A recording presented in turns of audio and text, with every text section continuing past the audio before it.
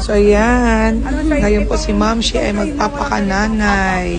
Tayo po ay bumili ng ating mga uniforms, palda, blouse, shoes, at kung ano-ano pa. Ayan, yan ang uniform na gagamitin daw nila.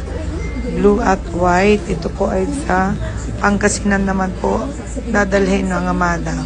Sa Pangasinan, yung iba naman po ay dito naman sa Bulacan. So, pakihintay-hintay na lang po yung ating mga mabibigyan ng school supply na talagang alam mong karapat-dapat bigyan ng ating pagkalinga sa ating tahanan.